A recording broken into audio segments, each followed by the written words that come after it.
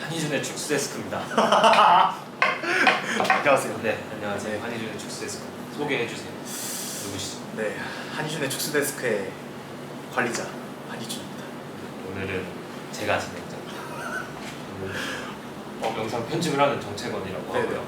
아 이게 상당히 좀 부담되네요. 그죠? 네. 이게 이렇게 이 자리가 질문이 되게 많은데 네네. 사실 생각보다 부담스럽다고. 생각보다 부담스럽네요 이거.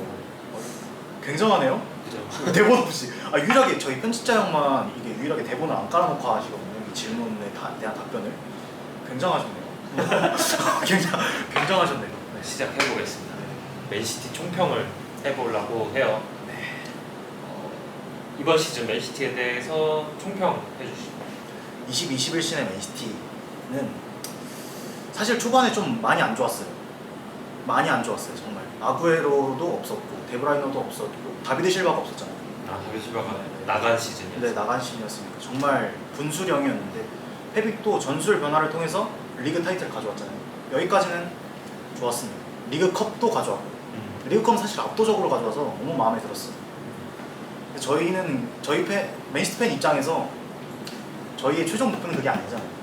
항상 챔피언스 리그를 목표로 했고 그래서 펩을 데려온 건데 결국에는 결승까지 올라갔음에도 불구하고 역시나 이번에도 실패를 했습니다.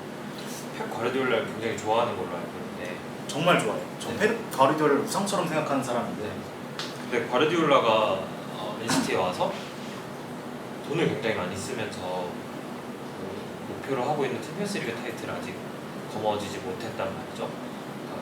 일예로 비슷한 시기에 왔던 위르겐 클롭 같은 경우에는 가성비 넘치는 선수들을 가지고 세계를 호령하고 제패를 했죠.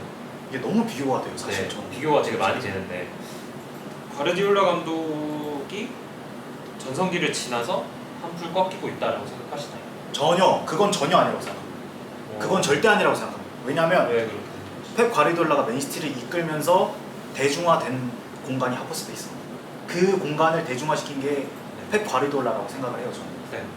그리고 공격과 수비의 분리를 나눈 것도 펩 과르디올라가 시작했다고 생각합니다. 절대 전술적으로는 떨어지고 있다고 생각하지 않아요. 다만 제가 말씀드리고 싶은 건 왜 중요한 순간마다 그 고단수를 두나. 고단수라고 표현을 하죠. 잠깐 카메라가 꺼져서 다시 고단수까지 얘기를 하셨는데 네.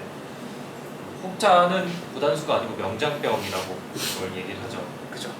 그 받아들일 수밖에 없다고 생각해요. 사실 그게 펩 과르디올라가 놀림을 받는 가장 큰 이유잖아요. 네. 명장병.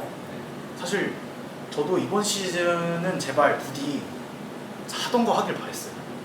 근데 저는 왜 페르난준이랑 로드리를 두고 두 선수가 잘 못했던 것도 아니잖아요 이번 시즌에. 네. 근데 본인 페이스북에는 라인업을 이해한다라고 하셨잖아요. 그러니까 이해를 했어요. 저는 그 왜 윤도환을 라인업을 봤을 때 딱 이해를 했습니다. 그냥 가둬놓고 패겠다라는 거였어요.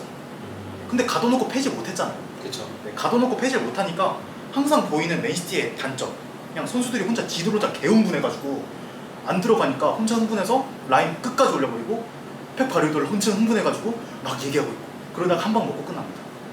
근데 그게 바르셀로나 때는 그러지 않았다는 말이죠. 결국 이렇게 돌고 돌아 선수빨이다라는 걸 말씀하시려고 한 거죠. 아니요. 그럼 저는 선수빨이라고 생각하지 않고요.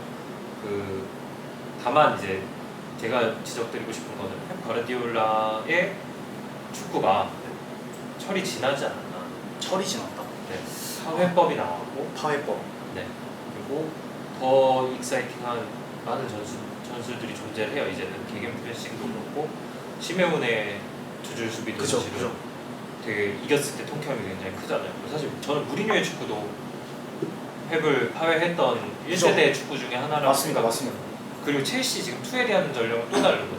얘기하자면 좀 길지만 그래서 펩이 이제 파회를 당했는데 맨시티에 와서 어느 정도 그 변화를 꾀한 모습까지는 저도 인정을 하는데 결국에 그 티키타카라고 말하는 패스 위주의 플레이, 정밀 축구에서 벗어나지 못하고 있는 게 아닌가. 그리고 하프 스페이스에서 벗어나고 있지 못하고 있는 게 아닌가. 사실 저는 과르디올라를 맹신한다고도 볼 수 있다고 생각합니다 저는.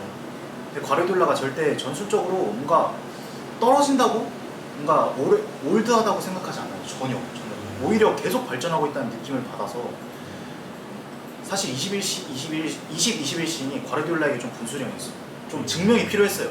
사실 계속 8강에서 떨어졌고 다른 떠오르는 명장들에 비해서 성적을 못 내왔던 게 좀 사실입니다. 챔피언스리그에서는 리그는 물론 계속 따냈지만 근데 그 챔피언스리그라는 그 대회의 명예가 엄청 나잖아요 사실. 그 결승을 따낸다는 거에서 명장과 명장의 유무가 가려진다고 보는 거죠. 그걸 10년 동안 차지하지 못했다는 거는 스스로 좀 이런 평가가 나오게 하는 그죠. 발판이 됐던 것 같아요. 왜냐면 펩 과르디올라 하면 되게 이 무결점의 감독 같은 느낌이었단 말이죠. 사실 무리뉴의 무관은 어느 정도 이해가 되는 면도 있어요. 왜냐면 원래 좀 우당탕탕한 느낌이었어요. 펩은 굉장히 깔끔하고 되게 잘하고 항상 최고의 위치였다고 생각을 했는데 계속 못하고 있습니다. 어쨌든 펩의 전략은 문제가 아니다. 전술 문제가 아니다. 전술은 저는 문제가 없다고 생각합니다. 그리고 그러면 하나 더 궁금하게 되는 펩이 선수 보는 눈이 많이 떨어졌던 선수 보는 건 스카우팅의 실패일까요? 스카우팅의 실패라. 사실 스카우팅의 실패라고 할 만한 선수들이 조금 많이 늘어나긴 했어요. 조금 있었죠. 네, 뭐 가브리엘 제수스도 그렇고 그렇죠. 제수스는 솔직히 저는 할 말이 없어요. 라포르테도 생각만큼 그러니까 초반에 잘했으면 후벤 디아스를 영입할 필요가 없었죠. 그죠. 후방 디아스가 올 필요가 없었죠. 네. 그 선수가 잘했으면. 그럼 아스날에 올랐을 수도 있을 텐데, 그죠? 무슨 소리입니까? 그래서 이제 짧게 사실 스털링을 계속 이번 시즌에는 좀 떨어지긴 했지만 스털링이 기용했는데 스털링을 계속해서 기용하는 것도 조금 문제가 있었다고 봅니다. 베르나르도 실바도 결과적으로는 좀 저는 실패라고 생각을 해요. 그 뭐 기대한 만큼의 선수는 아니었고 네. 그래서 돈은 굉장히 많이 쓰는데 선수 보는 눈이 좀 점점 떨어지고 있는 게 아닌가 그런 생각도 들거든요. 그러니까 제3자 입장에서. 그죠. 나는 좀 아쉽습니다 진짜. 왜 모르겠어요. 저는 사실 내부적인 사정을 팬 입장에서 모르니까 왜 계속해서 그렇게 하늘로 날려보내고 선수들 그 마레즈도 첫 시즌에 정말 못했잖아요. 네. 베르나르도 실바도 첫 시즌에 못하다가 두 번 시즌에 터졌고 페란 토레스도 사실 이번 시즌에 만족스러웠던 건 아니에요. 그렇다고 하더라고요. 저는 다 보지 못해서. 로드리도 처음 시즌에 못했어요. 첫 시즌. 근데 결과적으로 좀 상승 궤도에 오르는 선수들이 대다수였는데 결국에는 이번 시즌에 또 그릴리시와 케인의 링크가 강하게 떠오르죠. 결과적으로 또 A급 선수들을 살려고 하는데 그렇죠. 또 900억에서 1000억 정도 사이를 태우겠다 하는 선수. 좀 저도 그 부분에서는 의문이 듭니다. 지금 가지고 있는 선수의 풀이 더블 스쿼드 이상이란 말이죠. 네임 밸류로 따지면 또 나쁘지도 않죠. 그죠? 그러면 저희는 펩은 선수 보는 눈이 떨어졌다는 결론을 내리겠습니다. 그럼 네, 또 네. 그런 거 명장병 고단수를 하셨으니까. 명장병 고단수. 선수 보는 눈의 입장에서는 저는 좀 할 말이 없긴 하네요. 저는.